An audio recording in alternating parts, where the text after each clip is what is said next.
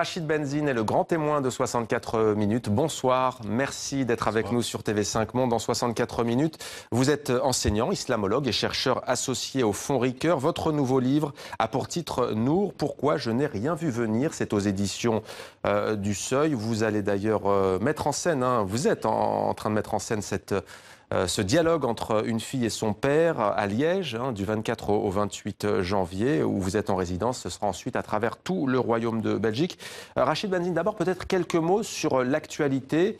Vous connaissez bien le Maroc. Ce pays a décidé d'interdire la fabrication et la vente d'un vêtement qui recouvre la femme de la tête aux pieds. Alors il y a confusion des deux côtés de la Méditerranée. S'agit-il de la burqa? S'agit-il du niqab? Est-ce que vous en savez plus ce soir? Et surtout, au fond, quel est l'enjeu? De toute façon, au-delà de l'appellation, que ce soit niqab ou burqa, la problématique, elle n'est pas là. La problématique, elle est comment on fait pour lutter contre la pensée qui est derrière cette idéologie religieuse. Et donc, il faut à la fois lutter d'un point de vue social et économique, où le terreau de ce type de vêtements a lieu, mais aussi il y a une pensée, notamment du salafisme wahhabite. Et la question, c'est quel type de pensée religieuse critique nous allons mettre en avant pour pouvoir lutter contre ce type, je dirais, de vêtements. Alors, dans votre livre, et depuis toujours d'ailleurs, vous tentez de penser un islam à la hauteur de notre temps. Nour, pourquoi je n'ai rien vu venir, c'est donc le titre de votre livre. Nour, c'est le titre d'une jeune femme. Et vous avez mis en scène un philosophe avec cette fille radicalisée. Pourquoi ce choix du dialogue épistolaire?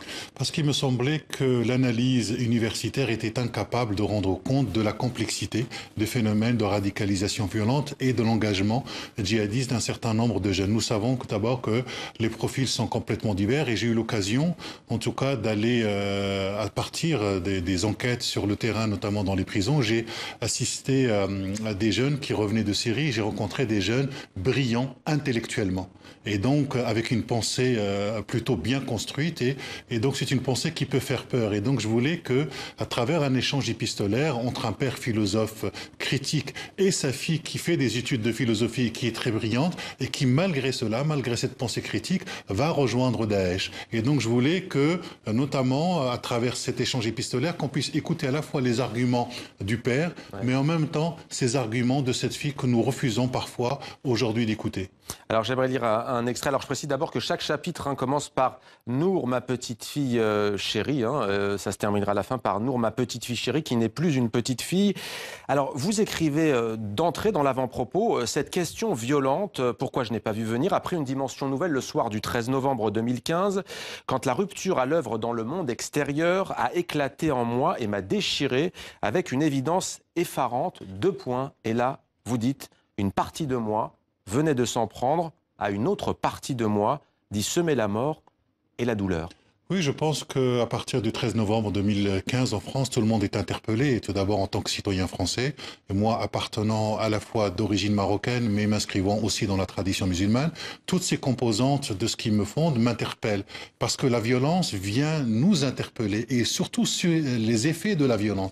Et du coup, la question, comment nous allons prendre en charge cette violence, comment nous allons prendre cette question qui est impensable, comment cela se fait-il que des jeunes qui ont grandi ici finissent par retourner une violence contre le pays qui les a vus naître et comment cela se fait-il que des jeunes qui ont plus ou moins les mêmes appartenances que moi d'un point de vue culturel et religieux finissent par tuer au nom de ce même Dieu. Et je crois que on est interpellé, que la pensée est interpellée, que la pensée doit être inquiétée par rapport à ce qui est en train de nous arriver. Alors vous l'avez dit tout à l'heure, il y a tout votre travail de terrain qui vous a permis de mettre au point ce dialogue.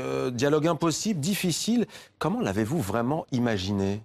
Je l'ai imaginé surtout comme une disputation, c'est-à-dire qu'on a souvent l'habitude d'aborder le phénomène de Daesh soit par l'humour, à travers un certain nombre de pièces, notamment celle de la pièce d'Ismaël Saïdi, Djihad, soit par d'autres biais qui est l'idée de la violence. Moi, je voulais l'aborder à partir de la question de l'amour, c'est-à-dire entre un père et qui ne renonce pas à sa fille et une fille qui ne renonce pas à son père.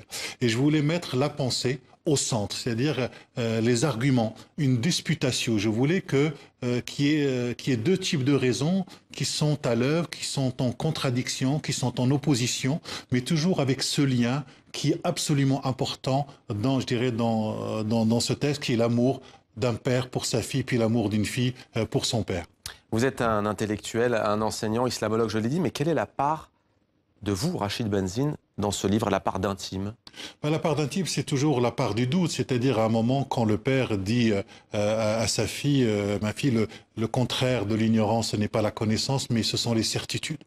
Et je pense que, en tout cas moi dans mon travail, la question du doute, la question des hypothèses est quelque chose qui est fondamental. Là où aujourd'hui nous avons l'avènement d'un nouveau monde que très peu de gens comprennent parce que, comme le disait Antonio Gramsci, le vieux monde se meurt, le nouveau monde tarde à apparaître et dans ce clair-obscur apparaissent les monstres. Et je crois qu'on est véritablement dans ce basculement du monde. Ma petite Nour chérie, dans l'une de ses correspondantes, voici ce que dit le père avant-hier. 2 journaux proches des milieux islamistes ont cité mon nom en me décrivant comme un hypocrite, un kafir, un apostat. Moi qui passe tant de temps en prière, en étude du Coran, je deviens un ennemi à abattre. Ça, le jugement de la part de ceux qui se radicalisent comme Nour, c'est une constante. Oui, c'est une constante dans la mesure où la pensée est dangereuse.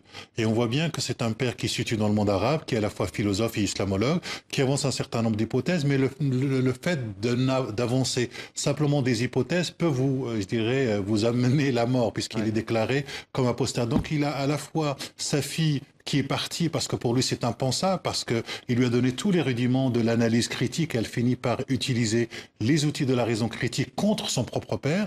Et puis il a l'impression que toute son œuvre en termes de penser l'islam, penser le Coran, dans un contexte de modernité, dans un regard très critique, parce que c'est un croyant qui est très critique, et même là il a l'impression d'échouer. Donc il est face à une impasse, je dirais, des objectifs même de sa propre vie. Vous dépeignez donc une jeune qui choisit de partir faire le djihad, beaucoup plus intelligente qu'on a tendance à le penser, avec une sorte de storytelling, radicalisation sur Internet, des jeunes qui réfléchiraient pas beaucoup. Ils sont beaucoup plus conscientisés qu'on le pense, quand on vous lit en tout cas, c'est ce qu'on perçoit. Comment déconstruire, au fond, Rachid Benzine, ce mouvement morbide qui aspire tant de jeunes en France, en Belgique notamment? Tout d'abord, il faut prendre le temps d'écouter ce qu'ils sont en train de nous dire.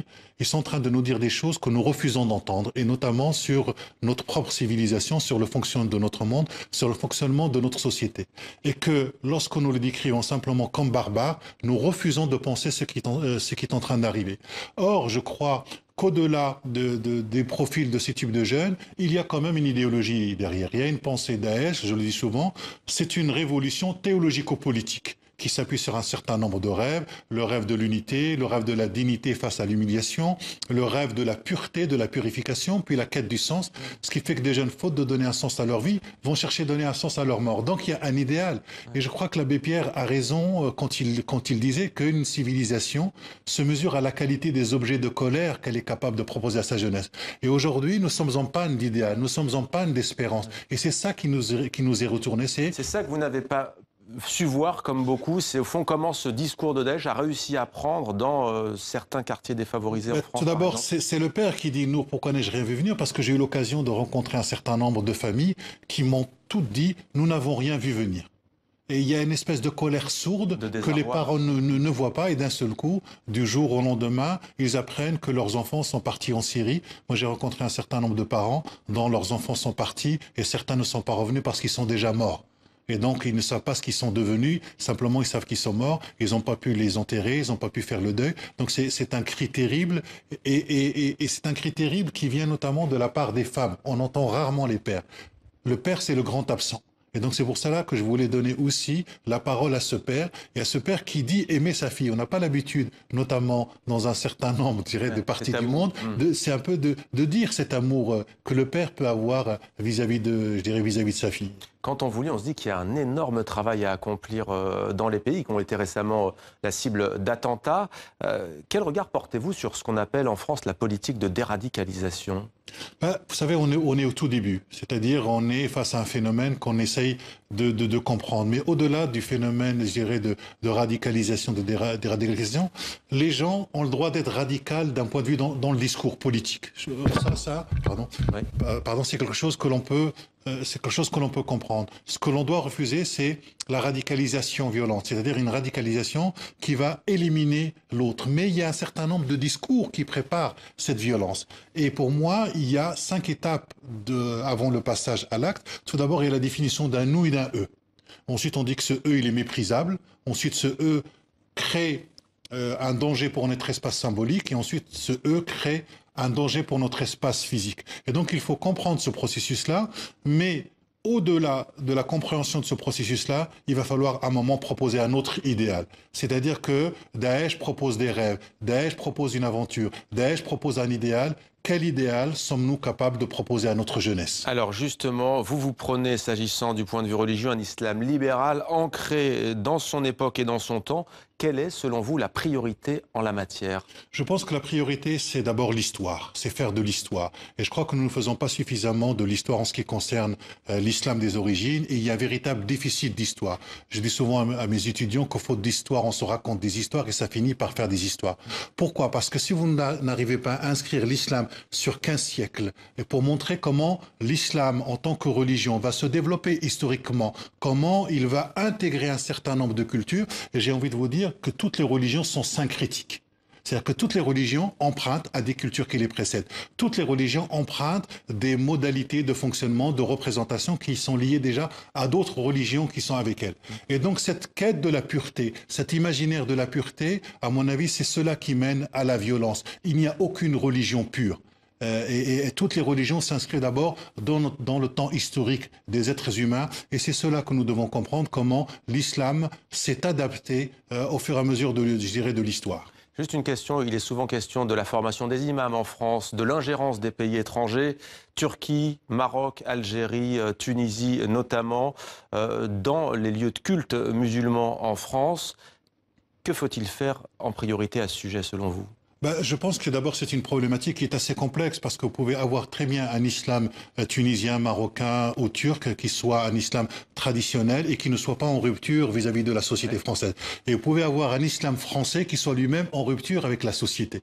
Et donc ce que je pense, c'est qu'il faut introduire davantage de culture, davantage de philosophie, davantage d'histoire, davantage de théologie et davantage de sciences humaines pour que l'imam puisse avoir tous ces outils pour penser sa condition historique de croyant.